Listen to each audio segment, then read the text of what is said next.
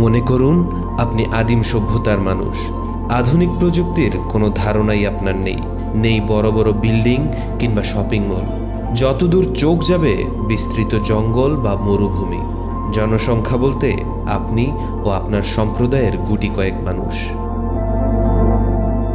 স্বাভাবিকভাবেই প্রশ্ন আসবে, এসব গাছপালা, মরুভূমি, এমনকি আপনার সৃষ্টি কে করেছেন?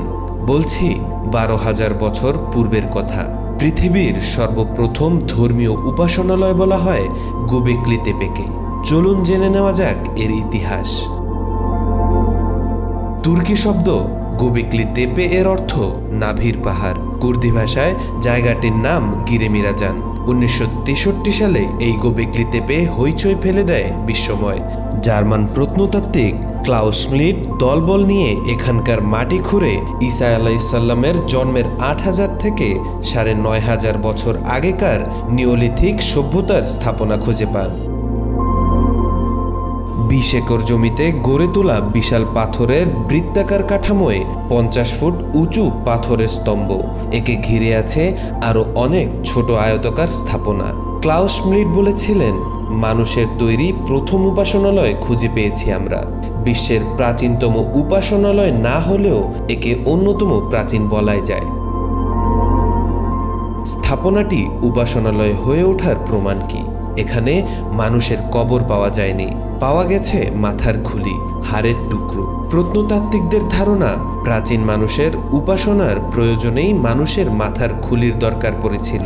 চারদিকে সাজিয়ে রাখা কিছু খুলিতে অলংকার দেখে মনে হয় এগুলো বিশেষ মর্যাদা সম্পন্ন মানুষের। 2018 সালে ইউনেস্কো একে মানব নির্মিত স্মৃতিস্তম্ভ স্থাপত্যের প্রথম প্রকাশগুলোর একটি উল্লেখ করে ঐতিহ্যবাহী স্থান হিসেবে স্বীকৃতি দেয়। তখনও মানুষ মাটি পুড়িয়ে থালা বাসন বানানোর কায়দা শেখেনি, কৃষিকাজ করতে শিখেছে কেবল। সে সময় মানুষের অন্তর্দৃষ্টিতে ধর্মের জন্ম হয়েছিল। এর প্রমাণ এই স্থাপনা। অনেক প্রশ্নের উত্তর এখনো মেলেনি, তবে তর্কের ঝড় উঠেছে তখন যখন ক্লাউস স্মিট একে মানুষের প্রথম উপাসনালয় বলেছিলেন। কৃষি সভ্যতায় মানুষ উপাসনালয় নির্মাণ করেছিল বলে ধারণা করা হতো। স্টোনহেঞ্জকে বলা হচ্ছিল প্রথম মেগালিথ। এরও 5,000 বছর আগেকার এই স্থাপনা কিভাবে মানুষ বানালো, সে রহস্য আজও উন্মোচন হয়নি। তাওফিকুল ইসলাম, আজকাল।